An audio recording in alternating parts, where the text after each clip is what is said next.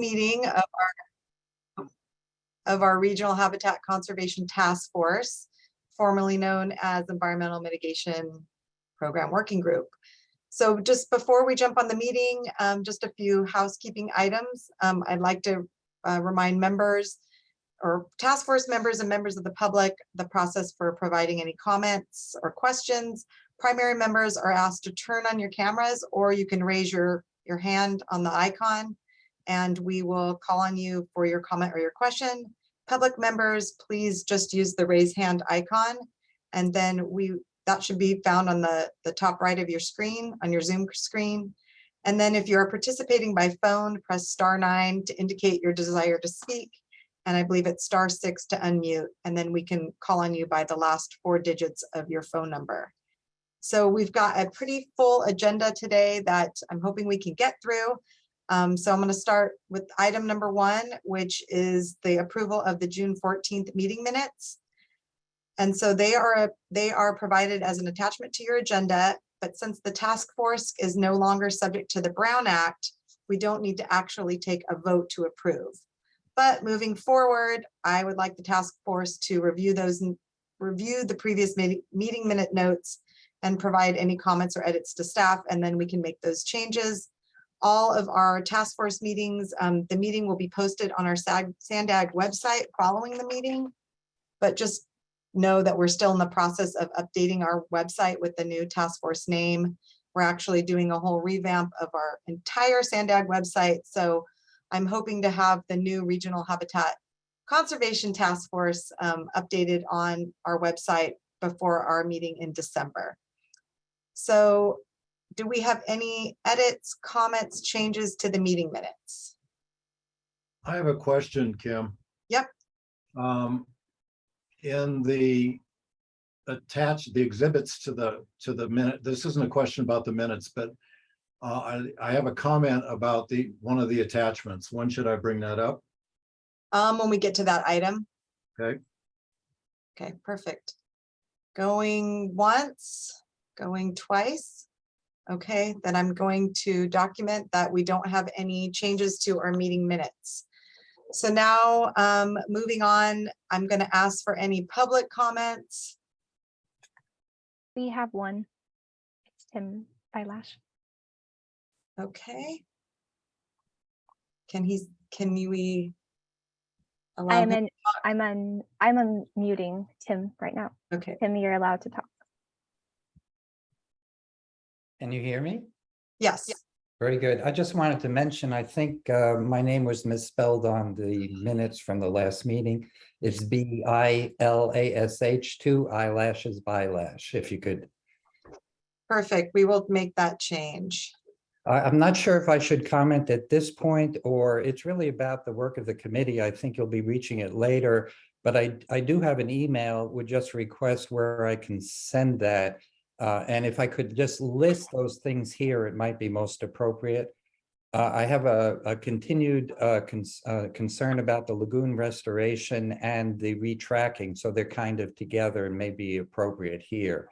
There will be opportunity after item number 2 for non-agenda public comments and member comments. So then, Tim, we can pick up your comment then. Very good. And if I could get an email to send it to, that would be good also.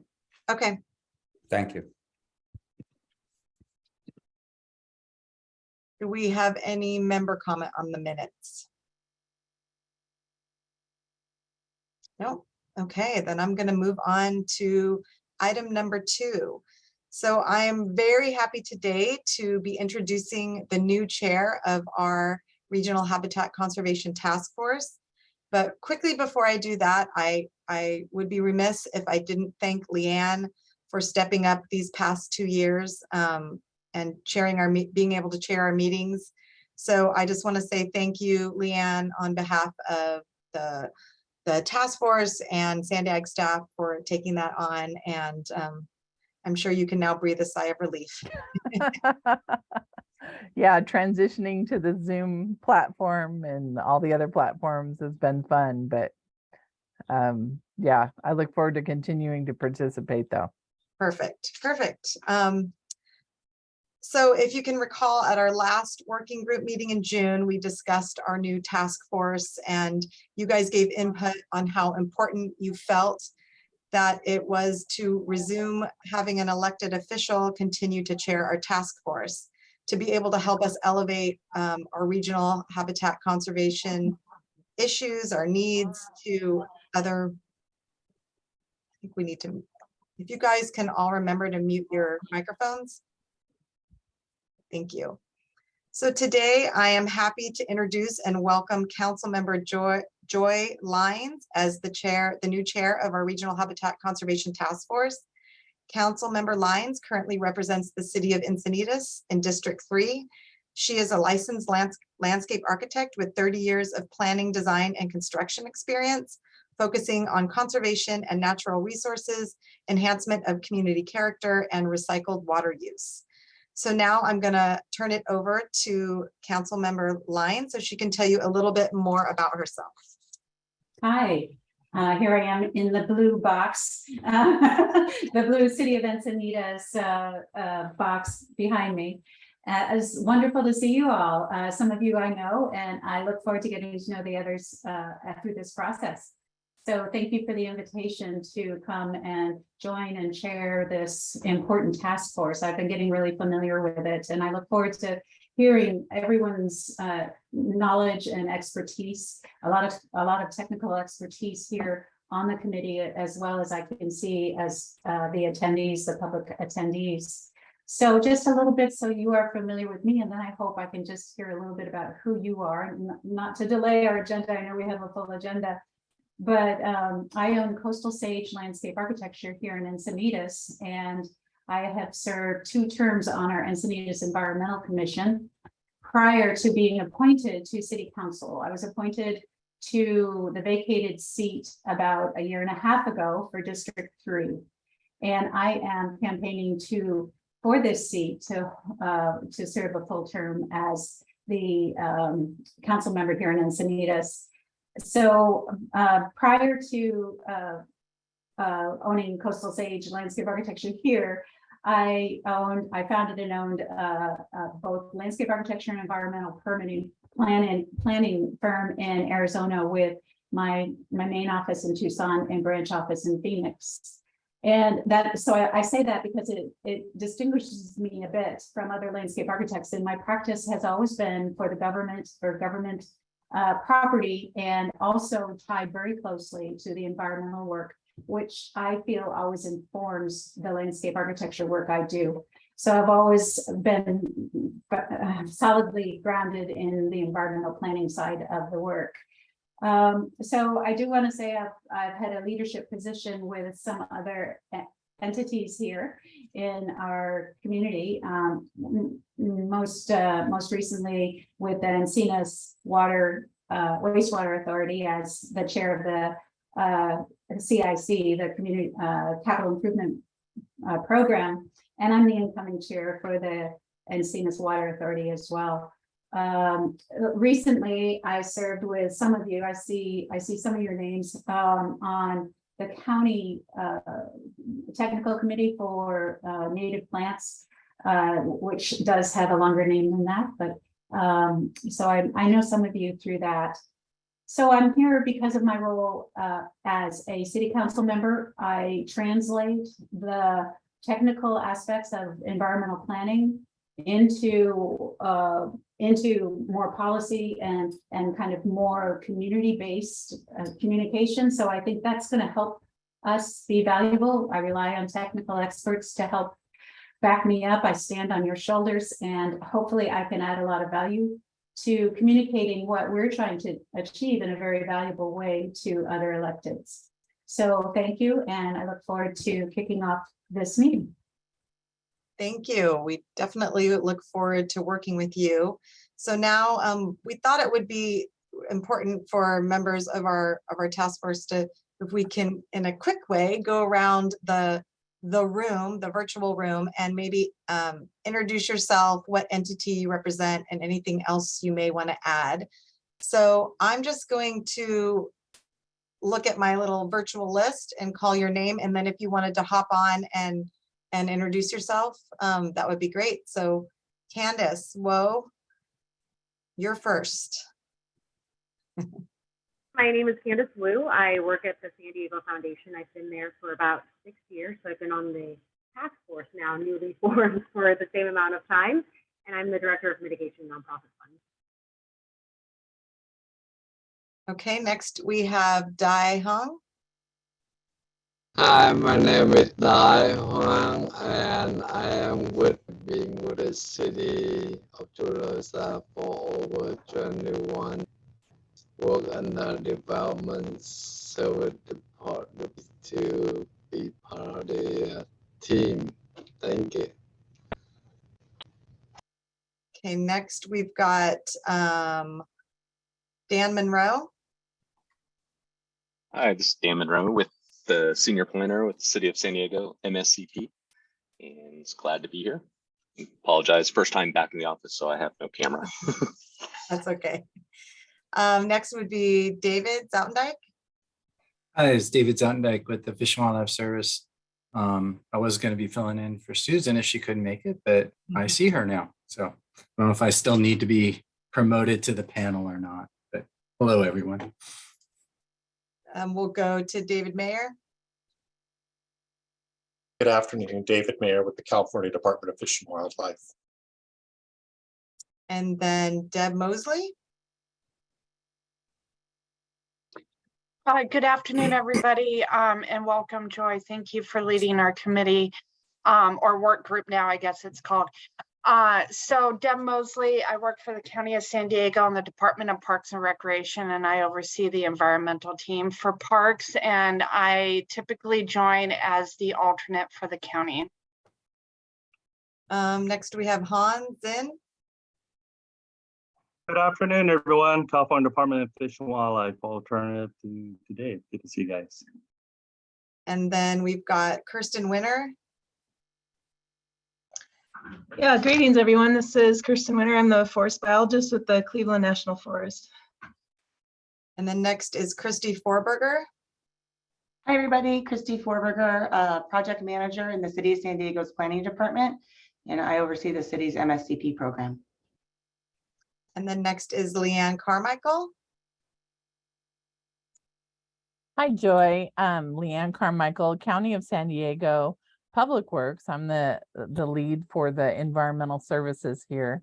And I think no one on the panel is as happy to see you as I am. Welcome. And then next we have Mark Baza. Hi, good afternoon, everybody. My name is Mark Baza. I'm a senior planner and project manager at Caltrans District 11. And I'm sitting in today as an alternate for Stefan Galvez, who's our Deputy of Environmental at Caltrans. Thank you. And then next, Michael Beck. Oh, Michael, you're muted. Hi, Joy, and thank you for taking this on. Welcome. I'm the San Diego Director of the Endangered Habitats League, and I also run EHL's land trust called Endangered Habitats Conservancy. And next we have Michelle Thompson. Hi, Joy and everyone. It's nice to meet everyone virtually. I'm Michelle Thompson. I will be working at the San Diego Natural History Museum starting in October as the new Director of Conservation Biology. So some of you might be used to seeing Michael's face floating around, and you'll see my face now more often. So nice to meet you all. And then Robert Fisher. Hey, good to meet you, Joy and Michelle. I'm with U.S. Geological Survey, research biologist, and been on this committee for quite a bit of time. Wish it was outside like Susan, though. That would I be know. All right, thanks. Roseanne Humphrey. Hi, I'm Roseanne Humphrey with the City of Carlsbad, and I'm in charge of implementing our habitat management plan, which is our HCP and CCP plan under the MHCP, for those of you that like acronyms. Stephanie Cervantes. Hi, Stephanie Cervantes. I'm an associate planner with the City of Oceanside. And Susan Nguyen.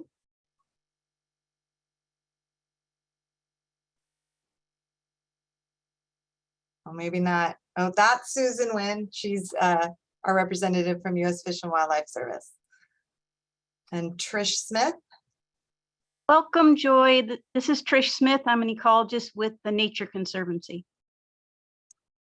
And then Willie, and I'm going to need help on the last name, Aglupos, City of Poway.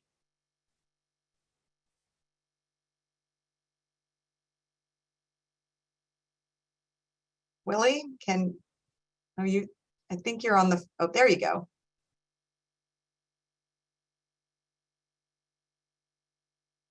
I don't think we can hear you. Oh, there you go. Now we can hear. Okay, yeah, apologies. I'm working from home, so there's no camera and audio is kind of wonky. But I'm Willie Grupos. I'm an associate planner for City of Poway. I'm sitting in for Dave DeVries today. Yamilet Carrillo.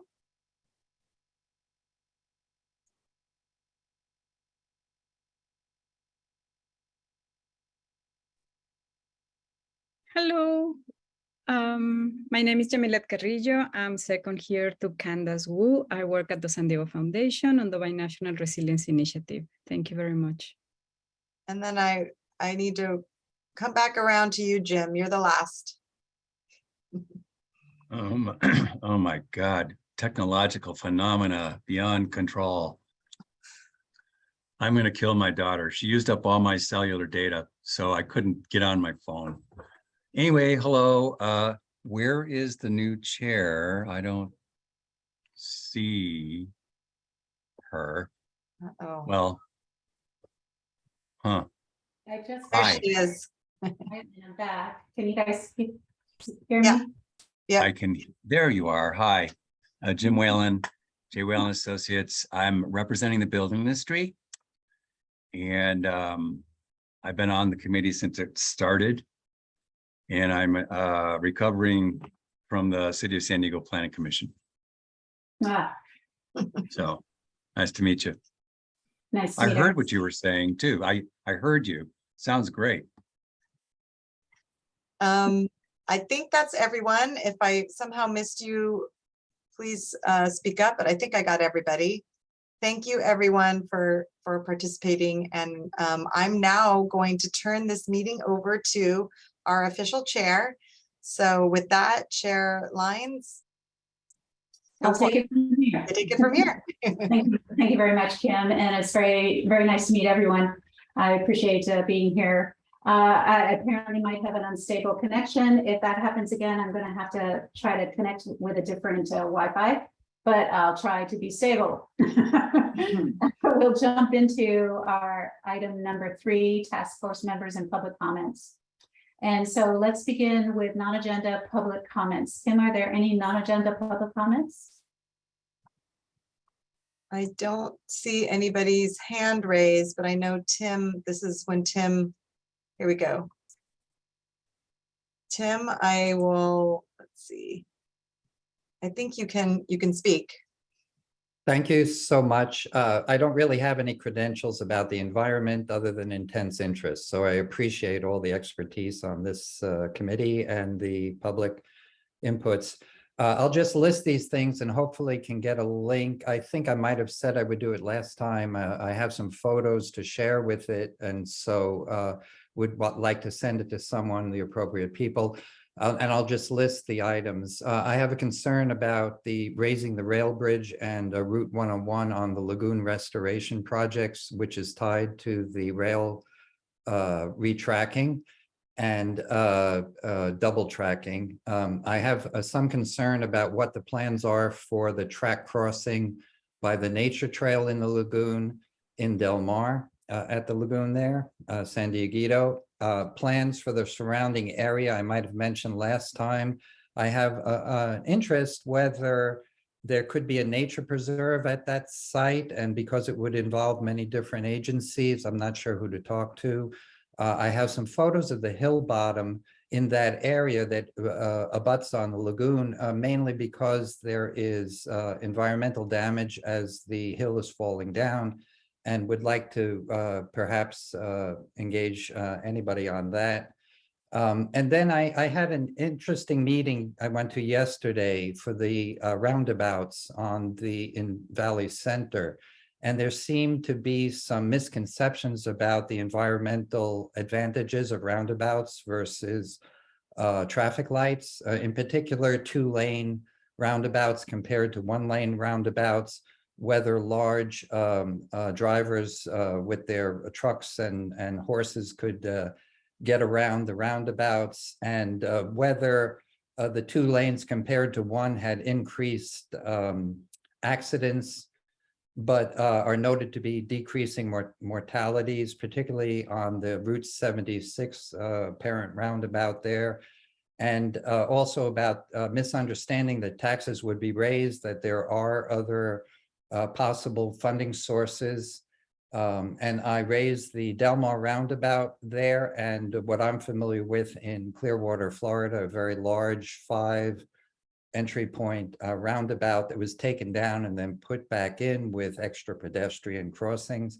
So I just mentioned these. If there's some place I could send those to, I'd appreciate it, or any people on this either committee or interested parties that I might engage in a less formal setting. Thank you. Thank you, Tim, for your comments. And I would imagine as a follow-up, Kim, you could coordinate them with a link as he's requested. Correct. Thank you.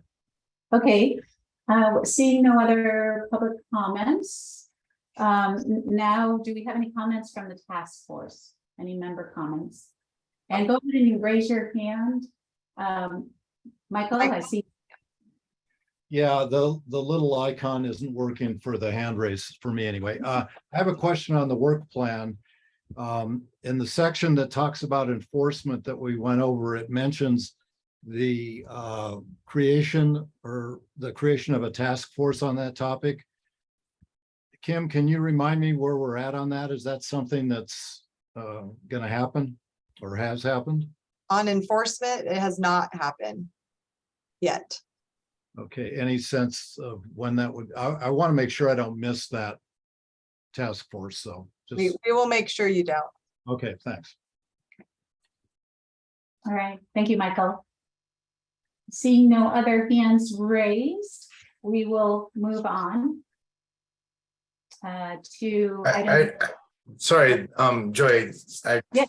didn't do the hand thing fast enough. I just wanted to mention that, there's been a spate of recent fires down here, and myself, Fish and Wildlife Service, BLM, have been working really tightly with CAL FIRE on these fires to help think about reducing impacts in those, and then post-fire response as well. And so we're not going to talk about fire specifically, but it is in our budget when we get to it later. But that's been a real ongoing learning process for everybody. And I just wanted to let people know that we're all working closely together to continue to be involved. And the CAL FIRE team is really great. And they've gotten them to go back and fix some suppression lines, like some dozer lines on private lands that were in some critical habitat that they didn't have a requirement to do. And so we've been able to get them to be really forward thinking on some of the work by working really closely with them. And that program is partly a Zondeck program that we're developing. So just wanted to mention that real quickly, because I think we haven't even gotten into the real fire season yet, but we're getting the bugs worked out before it gets really bad. And that doesn't include Forest Service has, their program. This is on non-Forest Service, mostly BLM and private lands we've been helping them with. Awesome. Thanks for that information. Anyone else with a raised hand? I don't see any. If I'm not seeing you, let me know. Okay, great. We'll move on to the first item up of consideration today is number 4, Regional Habitat Conservation Task Force Charter and Draft Fiscal Year 2023 Work Plan. Kim, are you prepared to present this? Yes. There we go. So if you guys can recall from our last meeting, we brought to you guys the draft charter for our Regional Habitat Conservation Task Force. We solicited your input on the purpose, our membership, and even, as you know, the acronym or the name. So attached to your agenda is our final task force charter and some of the changes that we made between the draft and final. We took out the acronym that everybody agreed was not good. And so we're just calling it the Regional Habitat Conservation Task Force. If anyone has any suggestions, let me know, but we'll just say the long name for now. We added some members to our group, and we added here today was Michelle Thompson from the San Diego Natural History Museum. We're currently working to identify members from the Resource Conservation District of Greater San Diego County. They may be listening in today, but they needed to make sure that their board approved their membership. And then we're also trying to get some representation from the tribes. And so still working on that out, but we added that, and we also added the language at the end that our task force will be chaired by an elected official after hearing input from you guys. So before I move on to our fiscal year 23 work plan, I wanted to see if the task force members had any additional comments, questions on our charter. And at this point, do we ask for public comment and before we go to member comments, or what is the correct order? I was going to ask after the work plan. Okay. But this is where I guess I'm asking for any specific. So the way it would go is first you ask for any questions from members, then you take public, if there's any public testimony, and then members can debate. So are there any questions from the members about item 4? I do want, since Susan can't, actually this is for our work plan. So I'll say this. Susan did have a comment on the work plan. It's in the chat. Is it in the chat? No, I have an email, so I'll wait till after I present the work plan. Okay. Nope, I don't see any then. Nope. Thank you. Then we can open it up for the public comment. Are there any members of the public who would like to comment? I still see Tim's hand raised, but I don't know if that's. Yeah, I'm not sure if that was from before. Oh, no, it's not. Okay. Okay, seeing no hands up in the public, we will open it up to member comments. I don't have a full screen of members, so maybe someone else could let me know if there's any. I don't see any, so I think I can move on to the work plan. Okay. So attached to your agenda is our fiscal year 2023 work plan, and we haven't done this before for our working group, or it's all new. All of SANDAG's working group and the task force are going to have them. So really it's to provide a roadmap for the tasks and activities that promote regional habitat conservation, including implementation of the EMP program and the regional habitat conservation vision of the regional plan. It also helps to promote best practices and provide scientific data that helps our local jurisdictions and land managers implement our regional conservation strategies. So it's really intended to provide focus, and this can also be it's going to be updated on an annual basis. So as you can see, it's broken up by topics, and then there's a table on the next page that show when those potential topics or agenda items would be coming to our task force meeting. So the regional habitat conservation, under there, the topics include a regional funding and needs assessment report, and you're going to hear a little bit more about that from Keith today. And then North County MSCP planning updates, or the MHCP planning update. Those would be topics under that regional habitat conservation. And then under regional management and monitoring, what's not included here, and I think this alludes to one of Susan's comments that she provided, was that under here is the recommendation on allocation of our regional habitat conservation fund of the EMP. So this includes the annual allocation of funding, that 4 million that we're going to hear about in item 6.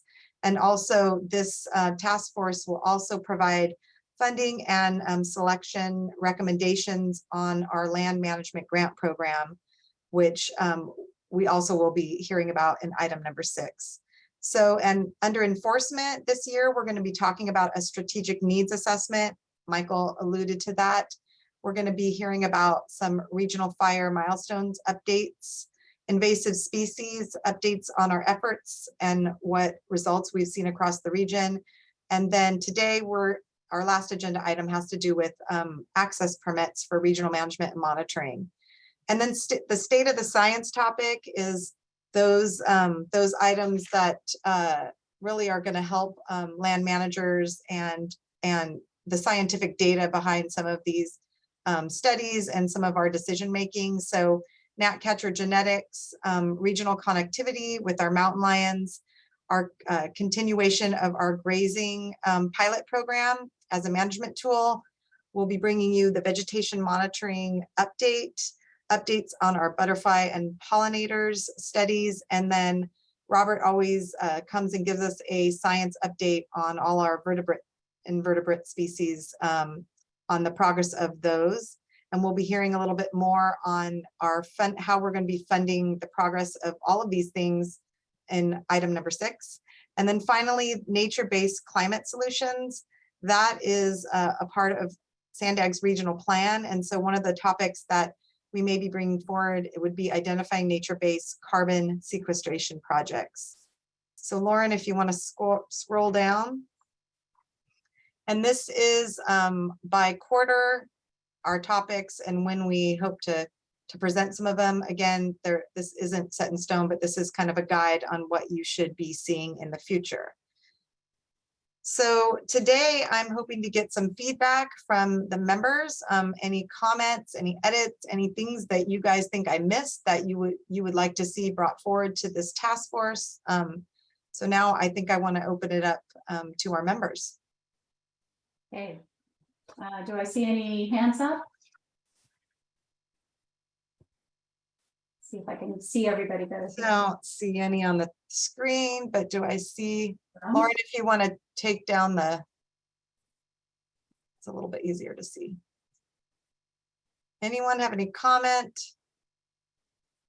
I'll go ahead since I don't see any other comments and ask a question, and probably this is something others already know, but I see that we have the nature-based item as the last item, and I'm wondering where is the smartest place to include that in our schedule of meetings coming up, and you might pull that up again.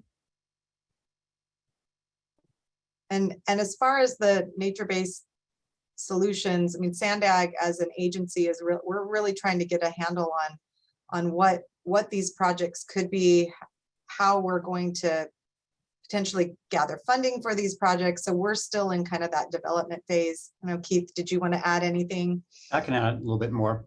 So as part of our regional plan that was adopted by the board last December, there was a whole slew of things that SANDAG would take on to look at our climate resiliency tech programs. One of those was looking at nature-based climate solutions. So you can think of those things as humbly as like wetlands restoration being a type of wetlands carbon sequestration project. Or other kind of projects, kind of like the city of Encinitas has their dunes project. They created dunes to protect the Highway 101 and create more habitat up there. But in totality, we really don't know what those range of nature-based climate solutions are. They're banded around by the state a lot, but no one's done a really comprehensive look at those. Nor has anybody looked at the next step, which is how much carbon could be sequestered. So that's part of the challenge that we'll be facing as SANDAG as staff, and we're going to be bringing to the working group over the next year, kind of on a proposal to move forward with getting grants and grant funding. I'm looking at the range of nature-based climate solutions, what those could mean, how much carbon could be sequestered. So that's as far as we know right now. And Joy, your question was, when should we be talking about that? I think at the next meeting, we can kind of introduce the items, and then maybe at the meetings in the springtime and next summer, kind of have more information about that. Thank you, Keith. Do I see any other questions or comments? I do have a comment from Susan, and I will just kind of read it. She sent it to me, but So she comments that she wanted to understand the work plan for the task force. To me, a work plan is what tasks will be completed by the task force. For example, develop a budget work plan for EMP funding, implement land management grants, etc. Not what topics someone else might give a talk on at our meetings. The charter for the EMP working group included the following language. The EMP working group is responsible for making recommendations on the allocation of the Regional Habitat Conservation Fund of the EMP. And she asks, is this task no longer ours? Now we just provide input on issues related to coordination and implementation of the EMP. And so I think I can address that, Susan, and I do believe you are correct. We need to add that under regional management and monitoring. The recommendations on the allocation of funding, meaning the budget work plan and the land management grants, fall under, I guess, work implementation actions of the EMP, but I do think that we could add it as I want to add it as a bullet under regional management and monitoring, those two items. So we will do that in the future, and then we will send it back out to the task force to look at. Just a little bit more on that, Kim. So people have asked, what is the task force difference from that working group? Your working group is primarily focused in on the EMP program. As we move forward and talking about the next item on our agenda, which is regards to the habitat regional funding issues and how much looking at habitat acquisitions and management monitoring, the group needs to evolve into taking larger and larger issues on. So you'll still be doing all those EMP issues that you've talked about in the past. You know, still have the $4 million a year until the MOU expires. We'll still be bringing that. They'll still be doing budgets. We'll still be doing grant programs. But we're also tasking this group with actually providing input on larger issues, such as the regional funding source. So the topics here in front of you today are just ideas that we're going to be bringing forward. And then in the future, you'll see both your traditional EMP working groups, as well as other items being brought forward for input. Okay, thank you. I see another comment. It seems like maybe there will be other comments here in our chat, and it makes me want to clarify, is this chat going to be recorded as a part of public and member comment today? Or should we make a point of stating again what the comments are in chat? That's kind of a technical question. Kim, do you know the answer? I think we should probably read what Candace's comment is. I addressed. Candace, I think Candace can read her comment. Oh, yeah. Candace, okay. Task force member, you can read it. That'd be great. Yeah, not to do so. Yeah, I mean, just I guess comment on the nature-based solution point. And the foundation's happy to come in and present as well. I know that some of our environmental initiatives is working on funding opportunities for some of the research that we did. We've done some research with SBSU, which I think is presented to this group as well. So we're doing a ton of work at the foundation in the carbon space. So happy to share all of our findings. That's We're breaking in and out, Candace, but I think the upshot was that there's lots of work being done in this area. I'd like to share that. I think that'll be very, very appropriate for the next meeting. And even kind of for Zondeck staff to reach out to you, Candace, and have a discussion about this and other topics with the foundation. Great, good input. Thank you. Do I see any other questions or comments? I don't. Great, okay. Are we complete with this item? I believe we are. Okay, information, and we got our comments. Next up is item number 5, regional funding next steps. As you know, for the past year, Zondeck staff has been working on updating the costs for regional habitat acquisition, management, and monitoring. Today, staff is going to give the group an update on the next steps to determine our regional funding needs. And I think this is yours, Keith. It is. Let me go ahead and share my screen. Okay, so I need a confirmation from the group that they can see my screen, because all I can see is my screen. I can't see what's being shown. Yes, I can see. Yeah, we can. Perfect. Very good. So let me step back a little bit, talk about where we've been and where we're headed. So I think many of you old timers, is that a thing for me?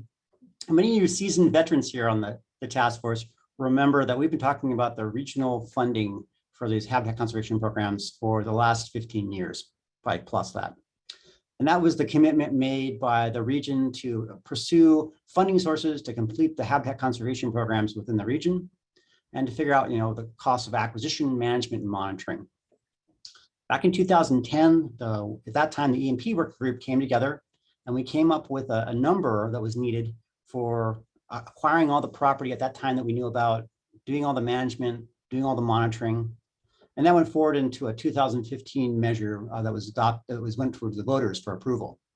Unfortunately, it didn't pass. It got 58% of the vote, which is more than a majority, but didn't reach that 2/3. So again, we've been talking about the regional funding source, and what happened in 2001, we've started talking about as part of SANDAG's effort for a regional plan. So the board of SANDAG adopted a habitat conservation vision, which many of you helped to work on and kind of fill out. It's included in our 21 regional plan. And within that, it includes, amongst other infrastructure, like the transit and like roads and freeways and housing, it includes a habitat conservation vision. And it's the first time we've ever had that in there. And we identified about $3 billion that was needed to complete these regional plans. So that's great. The board adopted that in December, and it's not a promise, it's a plan. So we're planning on trying to figure out how to get that $3 billion. But one of the actions the SANDAG board took was to say, now this next year, we want you to come up with a regional funding assessment. What's needed in, how is it needed in terms of monies going to the various components? So this is not a new thing for us. We said, let's go ahead and go back to that 2010 report and look at it and update it, given that now it's been 12 years since that was done. And quickly we found out that a lot of things have changed in the region. We still have these major components of an acquisition needs. We still have a component of a management and monitoring costs, but we've known a lot more items going forward. We know that it costs a lot more to acquire, to manage land than we previously thought. We know a lot more based with SDMMP, based upon their work on what's needed to be monitoring. And even acquisition has changed a lot over the years as we get more focused in on where we need to acquire and how much it needs to be cost. So this work over the next year, I've laid out a timeline here for Kim and the team to kind of develop a report. And working forward, the final report, we're looking for a fall 23 report that can go back to the board, and the board can take and have as information item in case they choose to do another bond measure in the future. We'll have that information and the board can act on it accordingly. To get there, we need to figure out two things. What's the cost of acquisition of land, and what's the cost for management and monitoring? So we kind of broke that down into two groups. I'm taking the lead on acquisition and Kim's taking the lead on acquisition or management and monitoring. For acquisition going forward, we are going to talk today about what we think the acreages are, the locations that need to be acquired.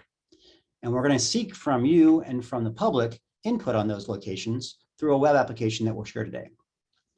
We'll then take that information acquisitions, we'll put a cost to it, and we'll come back in the spring to the the Regional Habitat Conservation Task Force and give you the information that we have on what we think the location and the costs are for acquisition. Similarly, starting here in the fall, we will be collecting data on management and monitoring. Kim will reach out to various land managers, get the property acquisition records and budgets for management, put that into a development cost estimate for management and monitoring costs, work with SDMP, get the regional monitoring cost, and bring forward in spring an estimate of how much it would cost to develop a management and monitoring going forward in the preserves. We propose then to bring in summertime, we'll have a draft report, kind of take all the neat methodologies, everything we've done, package it up, and then a final report in fall of 23. But it's going to serve two purposes. One is going to be, in 2010, we didn't create the whole process we went through, so we're having to kind of repeat a lot of things. So the report will actually have the process we went through and the thought train as we get to become more a data-driven organization. We'll also come down with a number, a 2023 cost for acquisition, management, monitoring, any other components that we need to add, for example, contingencies or other kind of elements. So that's where we're headed.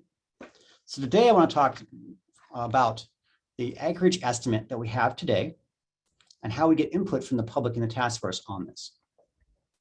So just a little bit of background, I think you all know this, but there's 4 sub-regional plans within San Diego County. We have the MSCP South, which was adopted in 1997 and 98, shown in green for the most part. The pink areas are the North County MHCP cities. And we have 2 plans pending in the county of San Diego. One is the North County MSCP plan in blue, and one's the East County MSCP plan. So with the plans that are adopted, the MSCP South and the M8CP, we have boundaries, and those preserved boundaries come in different names: focus planning areas, conservation areas, core biological core and linkages, and they're shown here on this map. We also have a layer called Conserve Lands Database. This is a work that Sandag and the SDMP came together with to say, where's land actually conserved to date? How is it conserved? And when was it conserved? So in those regards, those lands are permanently protected and now need to be managed and monitored.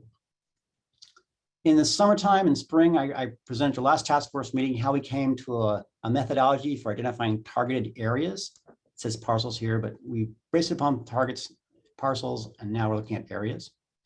And basically we said, okay, our target parcel should be private property. We're not trying to acquire public lands. Makes no sense. It can't be conserved already. It means we're not trying to conserve lands that are already conserved. That makes no sense. We also looked at parcels that were greater than 50% in the preserve and were in some kind of core biological linkage or focus planning area, the M8CP. So it was a GIS exercise. And then we identified 4 acquisition tiers, basically lands that are already designated as open space or preserved. We basically don't need to worry about those because in the future, they'll be conserved. Non-native habitat lands zoned for development. So again, those are lesser tiers in terms of they're going to be developed, but they're also going to be non-native, so maybe the priority isn't as important. And lands that are in the last 2 categories, 2 and 1, tiers native habitat and zoned for development, or native habitat or non-native habitat that really affect preserve design. And that's really subjective, but that's the kind of rationale we said, okay, after we have all these lands, what ones really would be a problem if they were developed? What came out of that exercise was a look at what we call the target acreages, looking out these whole focus planning areas within the MSCP South and M8CP. We broke it down as 4 acquisition tiers, and really it's going to be the ones in red and pink that are the most important for us to kind of focus in on in the future. And especially the ones in red, which we feel as Sandag staff really affect preserve design. Drawing down this a little bit further, if we just look at this in the target acreages, on the right-hand side, you see the various target acreage that were identified here in red that will really affect preserve design. And those represent about 6.6% of the remaining MHCP and 8.7% of the real MSCP South. So as an initial first draft, we think those are the areas that need to be targeted, and we can come up with a cost. But we really want your input on those. Looking ahead in the future too, we also have gotten some draft numbers on the MSCP North and MSCP East from the county. And of course, all those need to be acquired because they're still in the plan's adoption. And we have time to implement those or update those numbers over the course of the year. So I really want to focus on the areas that are red. Those are the M8CP targets and MSCP South targets. So one thing I want to mention is, I'm going to toggle back here, is that I felt really comfortable that these areas that we came up with independently, the U.S. Fish and Wildlife Service did a gap analysis, and they also came up with many of the same areas. So the lakeside linkages, El Capitan, Hollenbeck, and Saquon. So that gave me a lot of comfort that 2 parallel processes came to the same conclusion. So now you're going to ask, how can we provide input? How can we review this? So Sandag has created an ArcGIS web application, which we'll send the link out to everybody on this meeting. You'll be able to go right online and take a look at these properties, look at those in conjunction with which ones are conserved, which ones are in the preserve, which ones are out, and just other information that you may want to, so we can provide input back to Sandag staff on this. So I'm going to do a quick demonstration of how you provide input using this online feature. And if it all doesn't explode, I'll click this link and everything will load up. I should mention that this application was developed by one of our crack GIS staff, Phoebe Ho, and she's done a wonderful job. Now my real question is, can you see my screen here? Kim, can you see San Diego Conservation? No. Okay. No. So let me do this. Can you get these to us later, Keith? Because these are so hard to see. It won't be hard if I show it to you, Jim, but would you want to see it now, or do you think you can run it? Yeah, I want to see it. I just can't make it out. Okay. Let me try one more thing before we give up on the whole effort. And I think it'll be helpful for you, Jim, as you're going forward to really kind of see these. This big. Yeah, if it could be demonstrated though, a little bit, Keith, I think it would be helpful to some. Sure will. And so what I'm doing now is you should be able to see the screen now. I do see a screen and a mouse. Perfect. Yeah. All right, so Jim, we're going to make it really easy for you to see because I'm going to blow it up real quick. Okay, so what you have here is a web application. It's no different than you use Google Maps or something, any kind of application. It consists of a couple different layers. So I'm going to turn all layers off and turn them back on one by one. So as we talked about, this is a base map. You can change the base map in a second. I'll show you how to do that. But we want to know where the preserve areas are. In the purple here is the MHCP South, and the pink is the MHCP North County Cities. So that's the areas that we're focusing in on because that's the areas we want to conserve. We also have conserved lands labeled here. So we don't actually want to conserve those properties. So we want to see where these are. This is the conserved lands database. And finally, on top of all that is the properties that we're targeting in on. So the areas in red here on top of all those. What we're asking for is you're going to make some kind of public input on those layers. How have we gotten it right? So for example, I'm going to go in here to the lakeside linkages for a second, show an area that I thought was very interesting for me. Now I could zoom in by toggling in and out or using these buttons up here, but we also have bookmarks. So I'm going to go to the bookmark that's labeled lakeside linkage. And you can play around with all that. It has different ways of going in and out. And I'm specifically interested in this area. So I was playing around with this tool and I said, oh, Keith, there's something interesting happening here. So in the base maps, you can play around with the various types of maps. Esri comes up with bunches of them. For USGS folks, you can put USGS maps down. You can put, I don't know, anything you want. I'm going to use the imagery. There's several different types of imagery. So what we're asking you to do is to look through these areas that you know best and say, does it make sense that these are the targeted properties that you know about that should be acquired? Or there's other ones missing, or just questions in general. So the tools we have available for you are a couple. First of all, remember you can turn off any of these layers. You don't want to see them. Just hit the icon here, layers, and turn off the layers. Turn them back on again. You can get info on the layers. What's this property right here? So you can click on that and it'll give you info in a little box over here. Oh, that's the MSCP South Core and linkage area. Or other kind of features that you may want to do. You don't want to highlight it, just click off the box anywhere else and it will turn it off.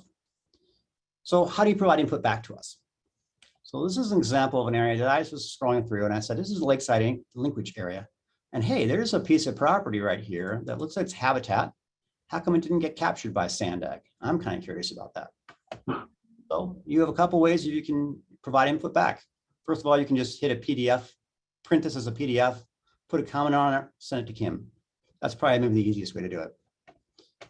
You can also create a little map for yourself. Click this button over here that says make a map, create a capture image. So set the map drawings and it'll pop right up. Title it, download the image, and it's yours to play with. You can even change around annotation and play with it in paint programs or any other kind of software program you have. You know, return to the map. The last and probably most sophisticated way is just to make an edit.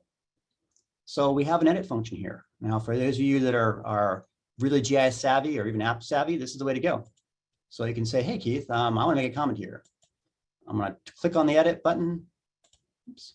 Click on the edit button again, click on the map, and I'm going to start drawing. I'm going to say, hey, I think this property needs to be included. So you know what you do. You just draw a little polygon around here. Double click to exit, and it's going to bring up who's making the comment. In this case, it's my name. You can add an email address or phone number, or you don't have to include any of that stuff. This is other comments you can make. You know, go ahead and include, because I know this property is important. It's got gnat catchers, whatever else you want to include. When you hit this, oops, no value, it'll save it. Now it's saved, and that's all you need to do. It's that simple. So that goes back into our databases, and we will have that comment, and we'll be able to look at that and make edits accordingly. So that's as easy as we can make it in terms of PDF, a map, create a new map, send those to Kim, or alternatively use this edit feature and add it through theirs. I really encourage you to play around with zooming in and out. You can get really detailed imagery and you can look at various functions. So with that, I'm going to stop sharing my screen and see if there's any questions about this. Right. Do I see any hands up or any questions for Keith? Yes, Jim? How do we use it? Just go to your website? No, Kim's going to send out the URL, what's this called, of the application, and you just click on that and you'll have access to it. It's all online. Oh, okay. Super simple. Okay. Thanks. Very good. Okay, we'll hop over to David Mayer.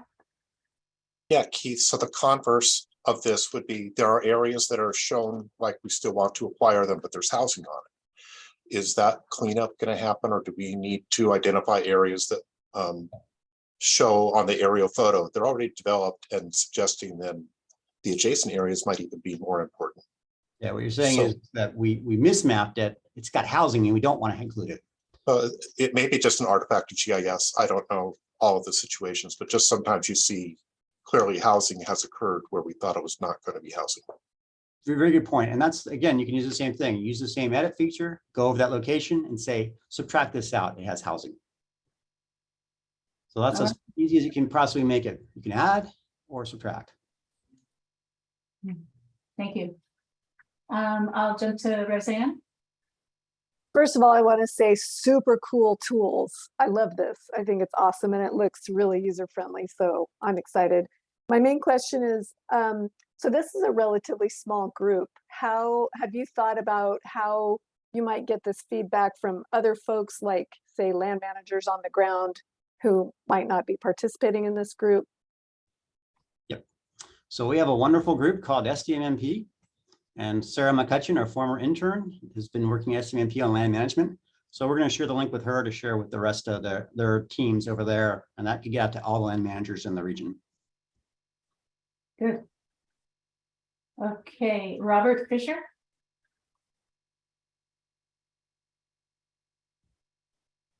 Sorry, yeah, I think Dave, I'm not worried about houses being in the picture, because it could be that sometimes like a lot of the, like what Keith just drew a circle, right? And that could have been tied to a house, but it could be that you can get a conservation easement on part of that property. And then as we've talked about Lions Peak in the past, like that it's been abandoned by golden eagles, but there's some houses that are close to Lions Peak and they were even in Keith's red spot.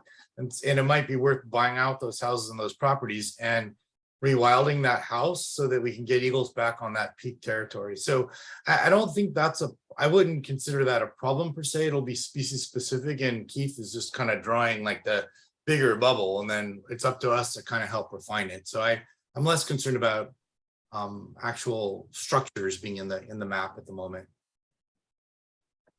When it comes down to is, you know, your property is better than anybody else. You know, I know if I ask Michael Beck where a certain property is, he's going to go right down to it. That's kind of input that we want. Great, great comment. Thanks. David Meyer. Just to respond on that. So I know there are data layers, you know, we've just dealt with this recently with the city. You know, there was old MSCP, MHPA lines. And at the point in time they were drawn, by the time the MSCP was finalized, there were houses built. So sometimes those data layers aren't still accurate, and they do again potentially reflect on the importance of nearby lands that are still left to be developed or could be conserved, however it turns out. But you may be right in the big picture, but I know there are exceptions. I think you're both right. And that's where we need to go down at the parcel level, or at least down detail level, and get that input. Having drawn those lines, yes, there's some errors. There's houses included in those lines. And then knowing some special features like what you know, Robert was talking about, there are areas we want to make sure we include. So that's where the input comes from you, and we're really looking forward to having that input and having you look through this application. Okay, I see Michael Beck's hand up. Thanks. Keith, does this tool have APNs? Is that one of the layers?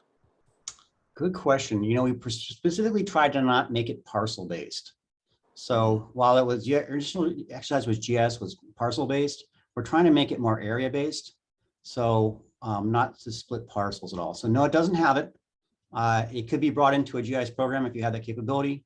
But I think what's more important is you just go down there, look at the habitat, look at the aerial imagery, use your own professional knowledge, and just draw a circle and say, this is what should be included. Okay, the reason I was wondering is that there's a tool that the county developed for anybody who's not familiar with it. I use it all the time. It's just fabulous, real easy. It's called the ISRP. Basically, it's a property profile, gives topography and hydrology and MSCP data and zoning and just everything that you could want. All you have to do is punch in the APNs and it comes up. So that you might want to, Kim might want to circulate that because it's a really useful tool. Very good. We can do that. Good comment. Excuse me, seeing no other hands before we jump to the public comment. Leanne, yes. Yeah, just a quick question on some of the, like the older open space easements that show up from private development, the backyards and whatnot that aren't actual MSCP open space. Are those captured or is that something we know in this layer? So there's a couple different layers here. So the layers that are the MSCP preserved boundaries, there's just a line on a map, or the MHCP. Those are just line on a map. But the Conserve Lands database, we try to do our best to find out all those old open space easements. So whether they were within the MHCP boundaries or MHCP boundaries or not, we've tried to capture those. So Conserve Lands is bigger than just the preserve themselves. Those Conserve Lands include everything we could capture. The target areas, however, are just limited right now to the preserves, because that's the one we thought we'd want to have to acquire inside the preserves. We didn't include areas outside it. If you feel there's important areas that are outside the preserve boundaries, we'd love to hear about it. Okay, thanks. Okay, thank you. Robert? Yeah, I was just following up on Leanne's comment. So we talked about this before. So there's a lot of these HOA lands that predate the MSCP. Like I have 6 acres right there, and that my agreement expired in 2014, and all my neighbors have agreements too. And nobody ever, like I brought this up before, like nobody ever revisited that agreement. So like now I can put structures on this land that was protected in 90. As far as I can tell, like that open space agreement that came with the housing development that was on my property, it expired. And so I think that's a weird gap we have that Leanne kind of mentioned, and we need to figure out how to revisit those, because there's hundreds, thousands of acres that people are treating as conserved that may not actually, may be developable now, or lot splits or whatever that could happen because they've aged out from the 80s and early 90s. Yeah, thanks for bringing that up. I had no idea that was the case. Good comment. You want to buy a yurt on my property, Keith? I've got build a few. Wait, is that coming to you being there? Because that's a big difference. That's like a discount rate if Robert Fisher's there. And it sounds like, if I'm connecting the dots correctly here, Robert and Keith, it sounds like there may be a cost associated with those properties that should be captured at this time too, if it's acknowledged that they exist and they might be threatened or somehow vulnerable.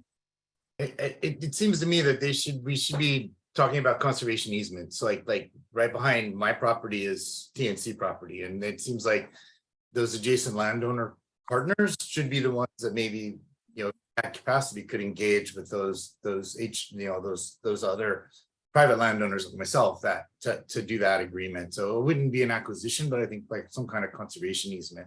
Well, But the thing we'd like you to do is go into that property, your property, identify that as an issue, and put a comment down there so we know about it. We didn't know about it.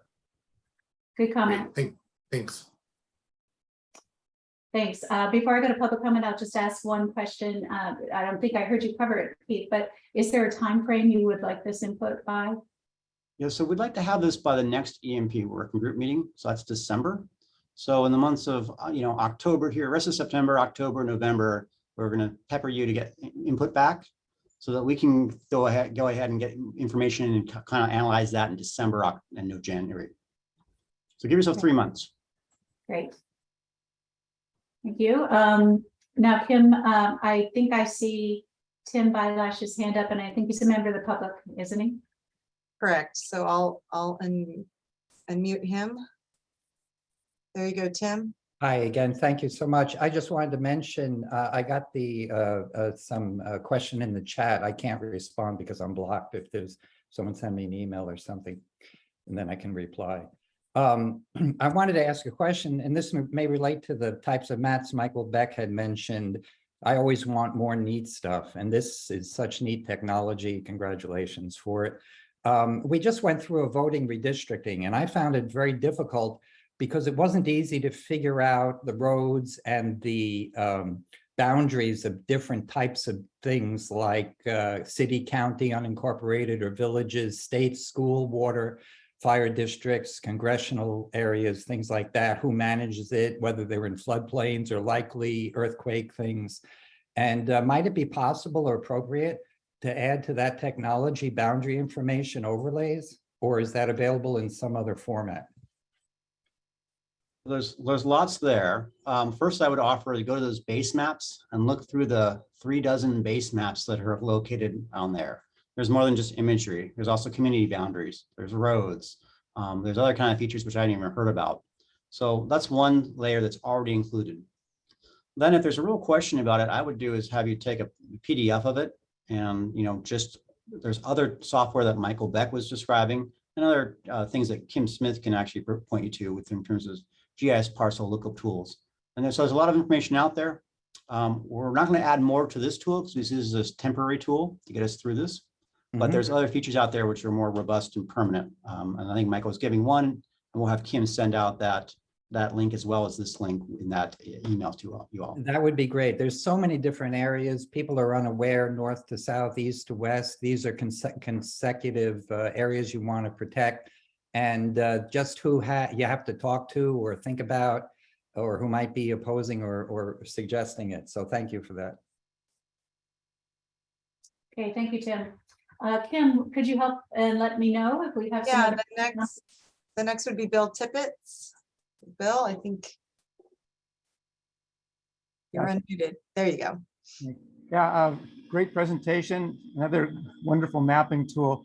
I just have one quick question. With the state's emphasis on 30 by 30 and the fact there's going to be a huge amount of money coming throughout the state, there are several groups within San Diego that are going to be interested in submitting for 30 by 30 projects, but some of those will overlap obviously with the areas of interest for this regional habitat working group. So it would be helpful if SANDAG can maybe give a presentation to the Wildlife and Habitat Conservation Coalition, or there's a subgroup that actually is working specifically on 30 by 30, just so that we know about these mapping tools, because some of it's going to be overlapping, some of it's not going to be, but it'd be really helpful to have a little more coordination throughout with all this emphasis on acquisitions. You want to shamelessly plug the Saturday Environmental Leadership Workshop, Bill? No, but that'd be a good place to start. But no, I just think Keith or Kim or somebody, if you could maybe work with us or Laura Hunter or me or somebody, so we can get a lot more people understanding what you're doing and what the mapping tools are, so we can use that for the areas within the influence of the SANDAG mapping issue. But we have a bunch of stuff outside, and we'd like to let you know what that is going to be too, I think. We'd be happy to. And again, there, we'll reach out, have Kim or I present these tools. And again, there is an environmental leadership working workshop this Saturday. They're going to talk about the 30 by 30 plan, which I'm excited about learning because I don't know as much about it as I'd like to. And for those of you who are interested in that, you can follow up with Bill Tippett's or go online and learn more about that. Thank you. Thank you. I don't know if you have a way to add that information in the chat, but if you could, we can send it out. It's called the Eco Summit. So we'll just add all this to an email to send out to the task force members and interested parties. Great, thanks. The next I see is Christina Schaefer.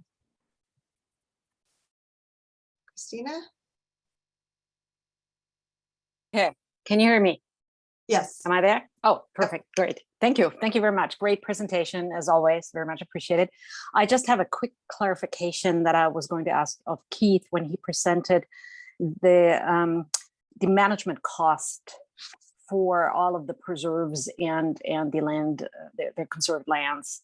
I was just wondering, because there's different costs associated with land management, and you mentioned that you were polling land managers, and I was just curious if that included also those mitigation lands that have PARs associated with them and have finite management costs associated with them. Are you including those in your pool of managers interviewed? Yeah, you remember I said there was breaking up into acquisitions that I'm taking and management monitoring Kim's taking? So It came, oh, sorry, that's right. So yes, we are taking that into consideration, and I've reached out to many of you earlier in the summer, but I think on Sandag's part, I need to be a little bit more refined in my questions that I'm asking. So you will be hearing from me in the months to come. So more to come on that. All right, thanks so much. Sorry about that, Keith. You guys look so much alike, you know. And then, so next we have Pamela Hetherington. You can talk, you're on, Pam, there you go. Thank you, and thanks for plugging the summit. I just wanted to give everybody a warning as we are at capacity. So if you're going to try and register, you're probably not going to have a plate of food. So I just wanted to throw that out there. I guess there's a lot of interest in 30 by 30, and I'm so glad that Sandag is sending reps. So and I see a panelist on here too, David Mayer. So anyway, thank you. I think that was Pamela and her bird. Yes. Any other public comment? I don't see any additional hands up that weren't up. Unless, Bill, do you, no, I think, oh, maybe Bill might have another comment. Let me ask. There we go. Bill, do you have another question, or is that your hand from before?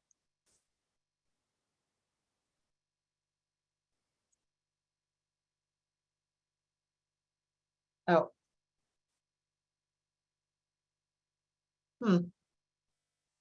I don't see. I do have one more, Patrick Atchison. Yeah, hi, this is Pat.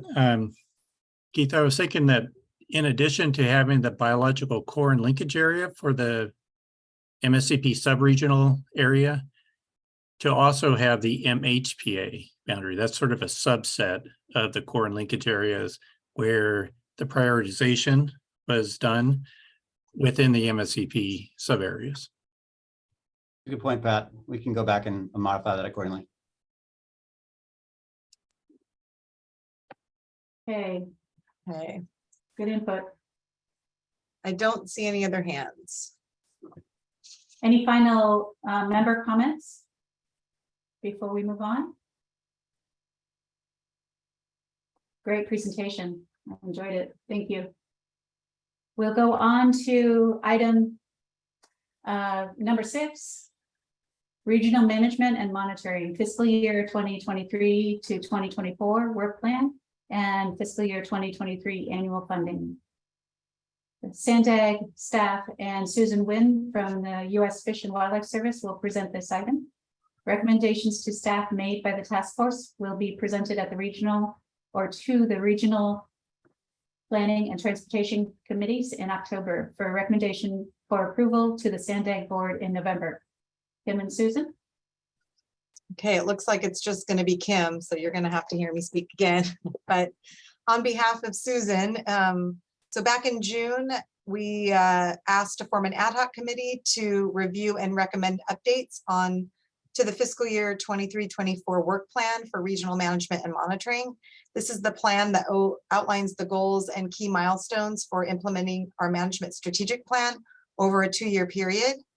In addition, this committee also developed a recommendation for the allocation of funding for fiscal year 2023. And just for some context, because I know we have a new chair and we've got some new folks joining us. Each year, the board of directors allocates $4 million in funding toward the implementation of regional land management and monitoring pursuant to an MOA that we have with the state and federal agencies on the implementation of the EMP program. The 2-year work plan is based on objectives and priorities included in that management strategic plan. This work plan outlines all the overarching goals and key milestones for regional management and monitoring. So if you go to attachment 1 of your agenda under item 6, this is the draft work plan for fiscal year 23-24. That's going to guide the development of our annual allocation of regional management and monitoring funds, or to guide the development of the annual allocation of regional management and monitoring funds. A set of strategic goals were approved by the board to implement the MSP. And on page 2, in the little gray box, those key strategic goals are promote key sensitive species, promote native vegetation communities, improve wildlife movement, and promote regional coordination. Supporting those strategic goals are those areas of emphasis and those achievement milestones that we update every 2 years that highlight those particular areas of focus. So I'm going to try to go through this as quickly as I can, but this is what our ad hoc committee, we met in August, and it was about 6 or 7 members of the task force. Susan Nguyen was elected our chair, but unfortunately she won't be here presenting. So I am here to present the recommendations made by the ad hoc committee on first the work plan, and then we'll move over to attachment 2, which is the funding allocation. So, and Lauren, if you just want to kind of scroll through. So first, for our key sensitive species and our endemic plants, during the next 2-year cycle, 2023 and 2024, we're going to continue our rare plant inspect and monitoring. So we're going to be monitoring 18 species this year and 13 species in 2024. We're going to be working with land managers to conduct baseline surveys to find populations for 5 MSP priority rare plants in 2023 and then 5 in 2024. We're going to continue monitoring our rare plant monitoring, or analyzing our rare plant monitoring data. We're continuing to coordinate with the Marines on the Willie Monardella monitoring. Let's see some others. We're going to continue to work with the San Diego Zoo Global Native Seed Bank to prioritize our rare plant seed collection for conservation banking. We're going to conduct a genetic study of Orcut spine flower, and this is in collaboration with the U.S. Navy to develop those management recommendations. And then in 2024 or 2023, we're going to collect samples and do a genetic study of the Del Mar manzanita to help determine subspecies taxonomy. And then the next funding year, 2024, we're going to initiate that collection of the different species of Birdea. And then moving on to our vertebrate species, our milestones will be to continue coordinating and implementing our region-wide arroyo toad surveys, preparing a regional western spadefoot toad monitoring plan with protocol and sampling design. And then in addition is preparing a regional coast newt monitoring protocol and also a sampling design. For reptiles, we're going to continue to monitor and enhance the occurrences of the translocated southwestern pond turtles, that very successful program that USGS is leading, and also working on South Coast garter snake and California glossy snake monitoring protocols and sampling designs. Moving on to birds, the coastal cactus wren, we're going to continue to support the management of our cactus nurseries, our habitat restoration and fire management. We're also going to be implementing a genetic management plan to minimize the effects of the loss of genetic diversity and inbreeding. For the coastal California gnatcatcher, we're going to be implementing a 3rd round of regional monitoring in 2024. We will be completing the golden eagle monitoring and management plans, right, Robert? We're going to be completing and implementing our flycatcher monitoring recommendations.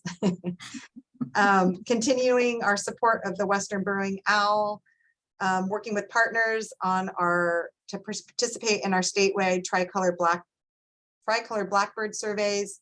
This population of bird species is down in this region, so we're going to continue that effort. Continue our surveys for breeding northern harriers.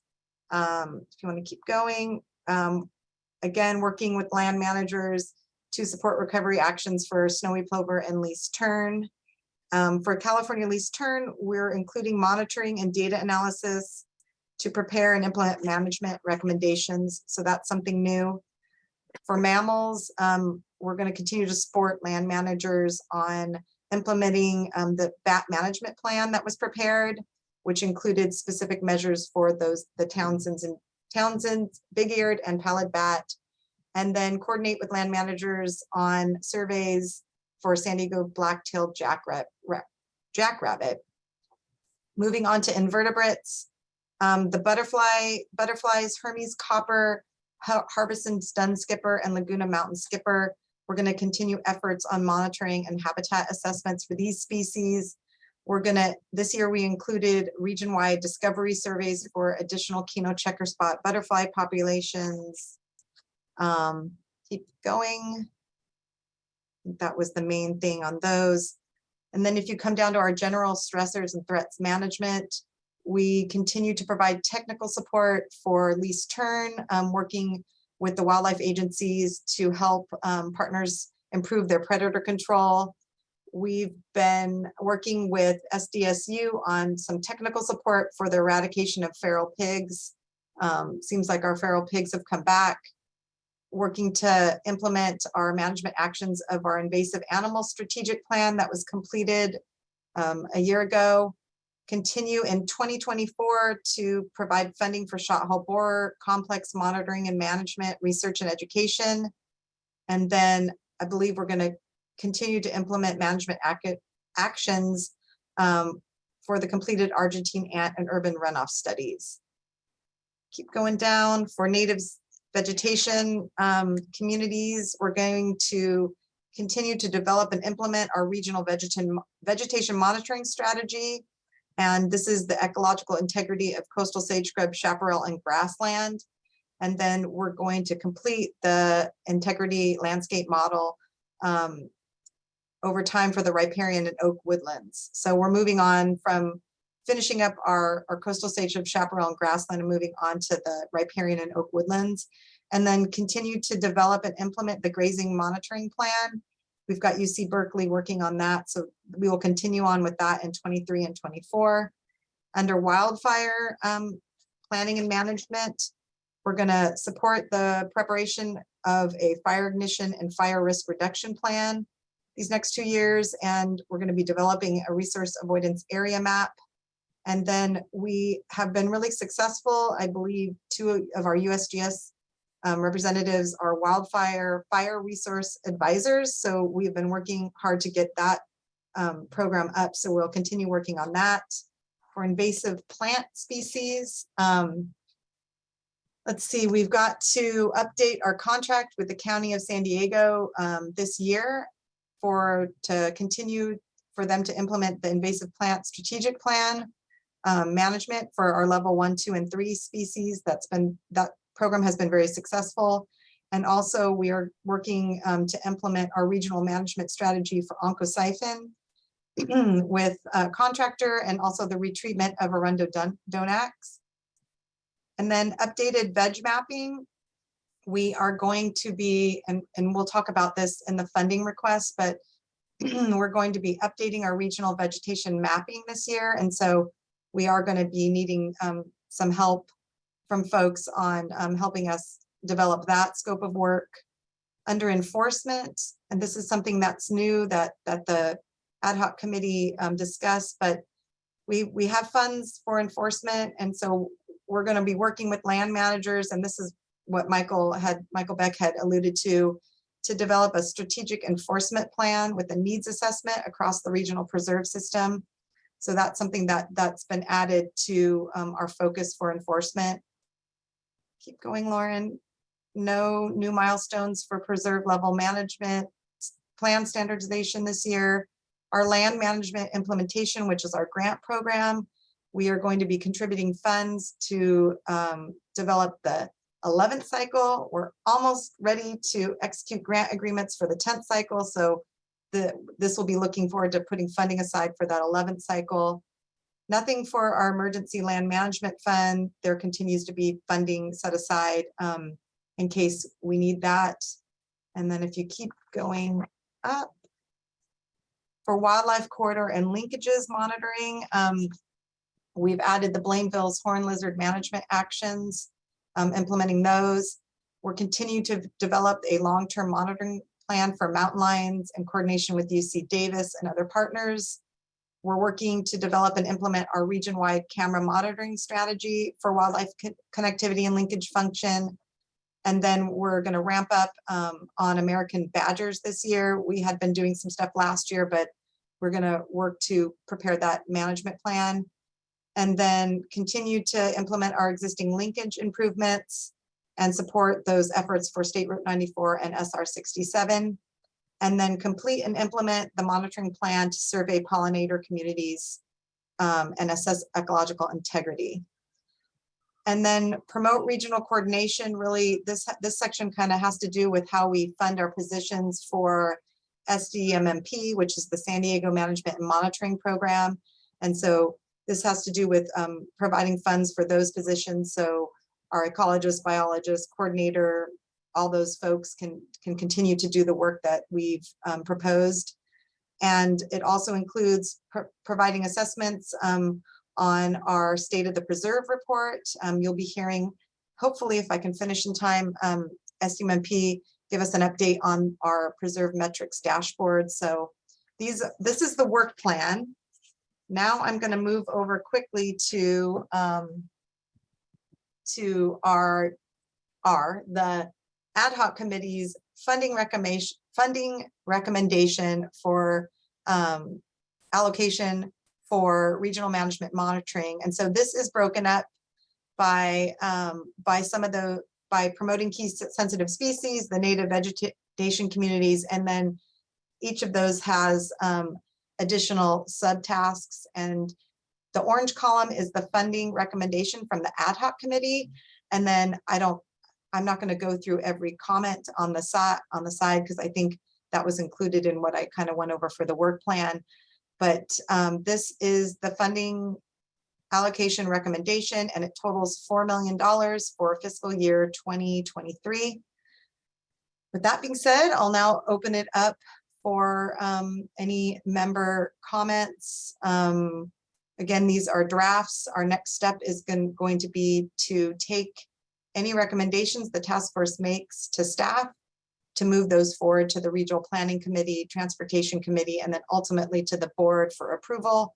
And then we move forward to implementing a lot of these actions with new contracts. Thank you, Kim. Are there any hands with any questions for Kim? Bear with me. Michael, I see your hand. Yeah, I have two. Kim, maybe you can elaborate a little bit on your reference to pollinators.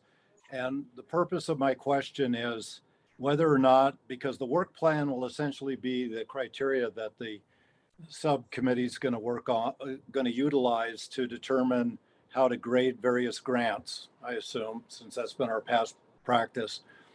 And our experience is that pollinator plant restoration is a pretty high priority in our world anyway. And it's obviously driven, at least the depletion of pollinator plants is driven in part by climate change. We can see that at a site-specific level. So I was just wondering if pollinator plant recovery restoration strategies are going to be eligible for grant funding through the EMP. It's a very good question. You mean for our potential 11th cycle? I would think they would be. Okay, well, we don't need to drill into it now, but I saw some indirect references, and I just think our group should just have a more kind of educated discussion about that and whether or not it makes sense. So at some point. And so before we go out for the 11th cycle, remember we have to come to the task force for our recommendations for the criteria and all that. So we will have an opportunity to form an ad hoc committee to develop those, come to the the task force when we go for that next cycle. Okay, and then my other question is to Keith on the regional funding budget analysis, the needs assessment. Is that going to include lands that have already been acquired since the beginning of the MSCP, are basically designated MSCP reserve properties and are owned and or managed by NGOs who do not have access to a general fund? Everybody most people understand that WCB will provide acquisition funding, but there's no management money that goes along with these acquisitions. So I wonder if that's going to be part of the needs assessment. I can address that. The question is, Mike, we don't know, or the answer is we don't know. Last time you did this, and you were on the committee in 2010, you guys put a policy in place that said about half the cost for management and monitoring of lands that are currently there should be covered off. You can propose or recommend that also occurs. What we're trying to do right now is figure out what the totality of the area under management is and what's the cost of that, and then reflect both the existing costs and the future costs as more properties come online. So we don't have an answer for that. It's part of the input process that we're looking for. And so if you keep reminding us here, when Kim presents on the draft management costs, then you can add that as a factor. And then as we roll into a draft plan and then a final plan, we can make sure that gets included. Okay, thanks. David? Yeah, Michael, just to follow up on that, I'm sure anybody who's managed lands or owns lands and has to deal with the threats is aware, but management and enforcement go hand in hand. And we have definitely tried to make that point at any of the 30 by 30 opportunities we've had to discuss with Jennifer Norris of the California Natural Resources Agency. She'll be speaking this weekend. And I would just encourage people to continue that message, because acquisition is one thing, taking care of the lands, and a lot of it does need restoration as well.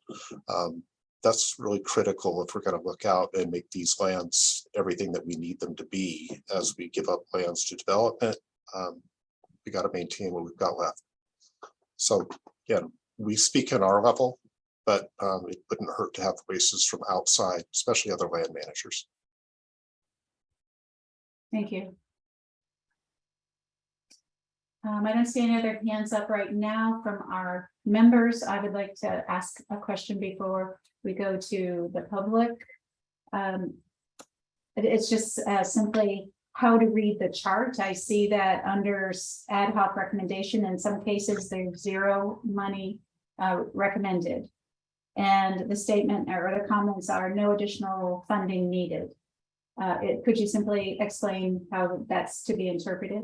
Yeah, so if we go down to, let's say, vegetation community monitoring, we're not asking for any additional funding this year, because for instance, in that case, even though we don't have any available budget, we do have some funding encumbered from previous years that we have to continue with that regional vegetation monitoring protocol. And we have funding that was set aside in prior cycles for the grazing that's encumbered in a contract that's covering the additional work for the grazing.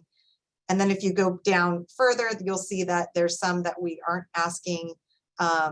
Same thing, the updated vegetation mapping, we've got 600 and something thousand, and it wasn't included in available budget in this instance, because we're looking at it as potentially being encumbered to work with an entity to do our vegetation mapping.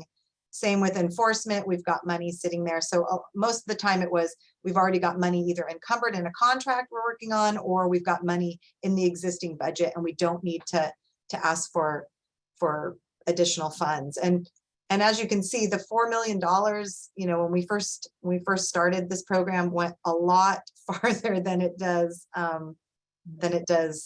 now. So the group was, we had to make some decisions on what to fund and what not to fund, so that it's been getting a bit tougher. Right. Thank you very much. And Mark Baza. Hey, Kim, I just wanted to add that the draft work plan, you guys did a really nice job putting it together. From the Caltrans perspective, we wanted to add some comments in regards to the wildlife movement. Recently that was passed was AB 2344 for wildlife connectivity on transportation projects. It was just approved by the Assembly on August 30th, and right now it's sitting on Governor Newsom's desk. And what that means is it's going to essentially direct Caltrans to identify sensitive corridors and incorporate wildlife connectivity solutions on transportation projects.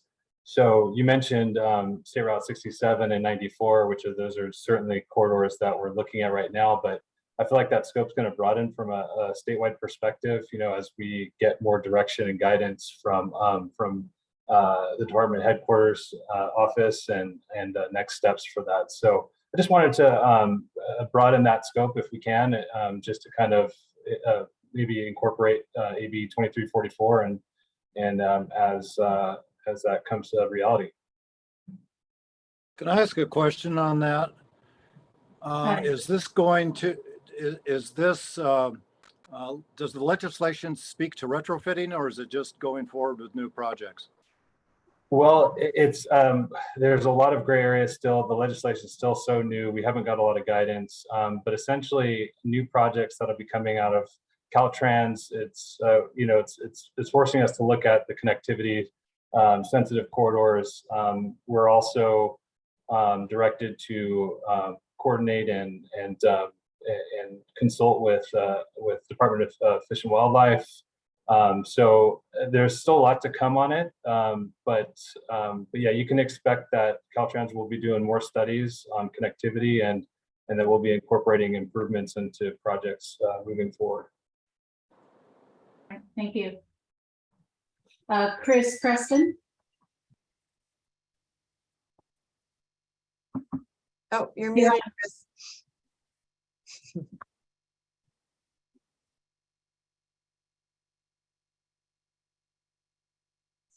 Sorry.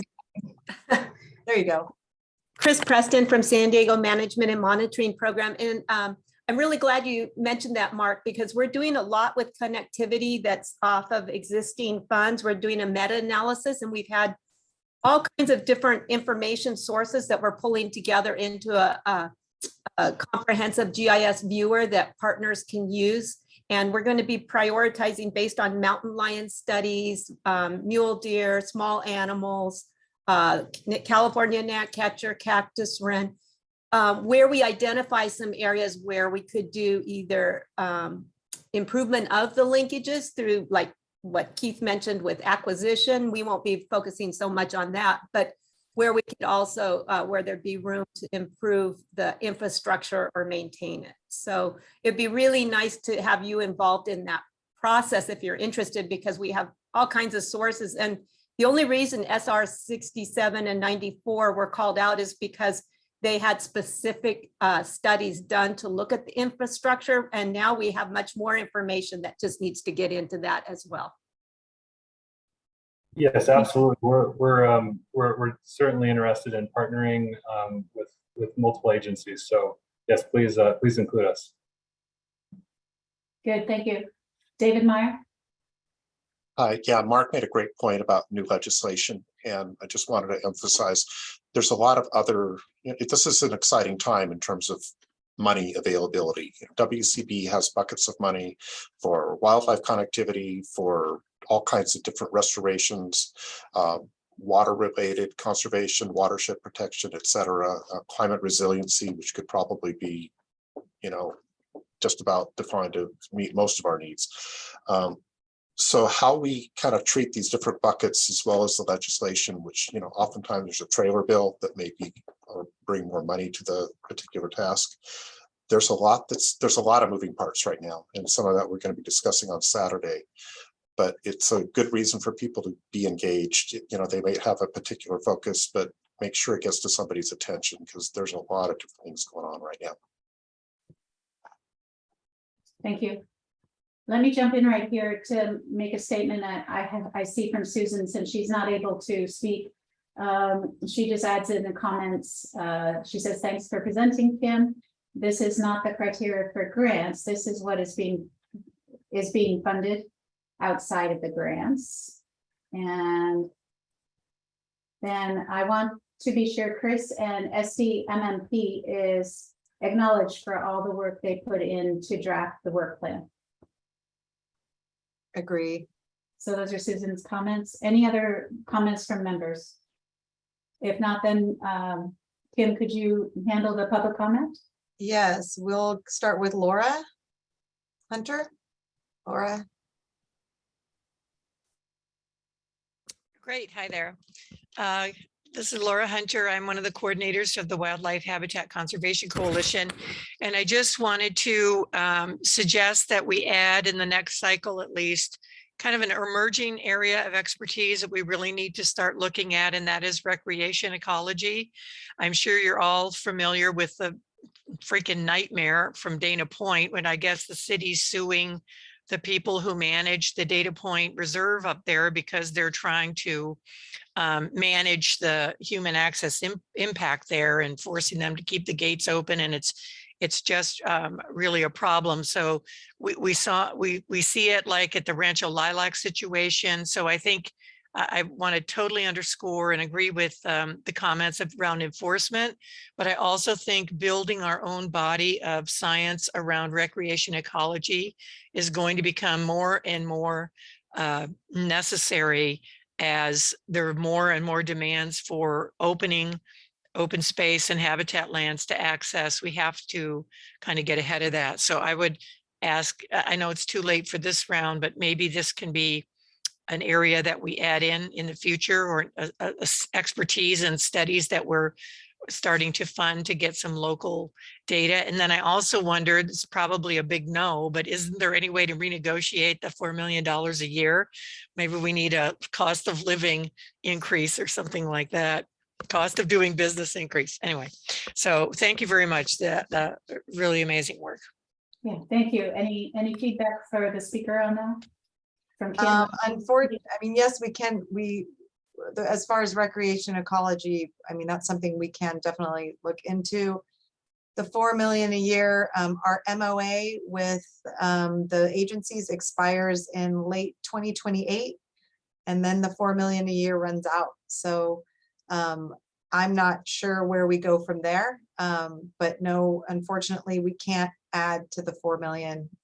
We're kind of lockbox at this point. So let me actually clarify that a little bit. So the entire Transnet program, which is funding this $4 million a year and has done so for the last 12, 13 years, is based upon a Transnet revenue. That Transnet revenue is 40% less than what was originally forecasted. So what Kim's done an admirable job on is running this program, including keeping the $4 million constant, with only 60% of the forecasted revenue. So we're on a real big issue here where there is no more money. There's no more additional money out there. And after 2028, this money goes away. This is one of the reasons why I'm pushing so hard to get the regional funding source figured out and put on some kind of ballot measure, because this all disappears after 2028. And it's not like Zondeck has additional pots of money out there. It just doesn't exist. Okay, thank you. If everyone's all right with this, I would like to finish the public comment, and then we'll loop back around to our members for comment. One more round. okay, we have one more. Tim Bilash. I'm not sure. Yes, thank you so much for taking my comments again. Is the effect, I tried to look for this, is the effect of water quality and wastewater runoff included in any of these studies, particularly for hydrocarbons, sound, light, and road wear impinging on these areas that are trying to be preserved as the expansion of housing and other things nearby? And maybe I can answer that. Maybe Robert, with what you're looking at with your the STICS program, you can chime in on that. Yes, please. Yeah, I think, Tim, some of that falls outside of our purview, right? That falls into Regional Water Quality Control Board, and there's a lot of sampling that's being done for urban runoff. We're focused more on, let's call it environmental water availability. So what's available biologically for the animals? Is there too much? Is there too little? But not the quality of that. That there's actual other legal mandates that stipulate that. I also wanted to respond to Laura about the public recreation. Laura, a lot of the projects, those involve covariates, whether it's for plants, whether it's for animals, whatever. The covariates that are being collected by the different entities often involve like recreational covariates, as well as disturbance covariates, as well as fire. And so I don't think anything we're doing is visionless as it relates to public recreation. There have been some recent recreation studies that have been done in our area that have been they were relatively well funded, and some of those outcomes are available. Some are useful, some are less useful, but definitely don't think that what we're talking about spending $4 million, that there's no vision of recreation. There definitely is. It's set up as covariates in a lot of the work that's being done. Great, thanks for that input. Any other member comments before we move on to item 7? Can I just get everybody's just one last, so because this isn't Brown Act, we don't need to do an official I approve. But I'm just asking one more time, if someone else doesn't approve the recommendations made by, in the attachment 2 and on the work plan, we'll do our best to get some language from you, Mark, on the AB. I forget what the number was for but if somebody else has anything they think should be in there, let me know now. If not, I'm going forward with this as the staff recommendation to the Regional Planning Committee and the board. So. Okay. I don't see any hands. Good job. I do, Joy, I mean, we only have 8 minutes left, so I don't think we're going to get to our dashboard presentation. So I'm very sorry, Emily, you sat through this whole meeting, but I promise task force members that if we postpone that to December, we should by then have sort of a final dashboard, so it can be a more robust presentation. So maybe we want to just skip to item number 8, Joy, and I think that should be a fairly quick discussion. All right, I'll take that suggestion. I will try to move us along faster next time. It's a lot of good discussion. Great discussion. Good discussion, and it's needed. So as far as our final item, number 8, I'll take that now. It's the Regional Management and Monitoring Access Permits. Zondeck staff and Chris Preston from the San Diego Management and Monitoring Program will discuss and gather feedback on the need for these permits. Kim and Chris?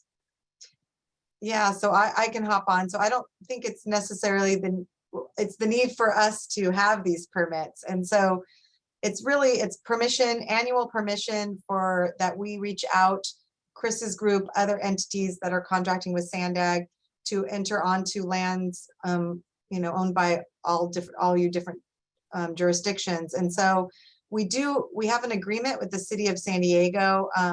It's kind of a scientific, allows us to go on and do biological surveys, scientific monitoring. It's a right of entry agreement.